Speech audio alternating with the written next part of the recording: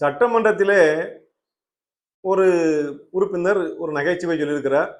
அதை அப்போது இருந்த முதலமைச்சர் கேட்டு ரசித்து சிரித்திருக்கிறார். இதை எப்படி செய்தி போடுறான் பாருங்க. சட்டமன்ற உறுப்பினர் நகைச்சுவையை கேட்டு மறைந்த முன்னாள் முதல்வர் சிரித்தார். ஏன்னா அவங்க உயிரோட இல்லை. இப்ப அவர் உயிரோடு இருக்கிற போது அவங்க ரசிச்சு பார்த்து சிரிச்சது. அதை செய்தியா போடுற போது இவர் ஒரு நாள் நகைச்சுவை துணுக்கு சொன்ன போது அதை கேட்டு மறைந்த முன்னாள் முதல்வர் சிரித்தாருங்கிறார். நாம பொருள் பண்ணி பார்க்கிற போது மறைந்த முன்னாள் முதல்வர் எப்படி சிரிப்பாரு?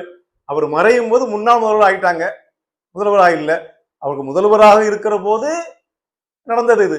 இப்போ அவங்க முதல்வராகவும் இல்லை, மறைந்தும் அமரராகி விட்டார்கள். மறைந்த முன்னாள் முதல்வர் சிரித்தார் என்றால் மறைஞ்சு போனவன் சிரிக்க முடியாது. அப்ப செய்தியை சுருக்கமாக போடுகிறோம் என்ற பெயரிலே இப்படி எழுதுகிறார்கள். என்ன சொல்ல வேண்டும்?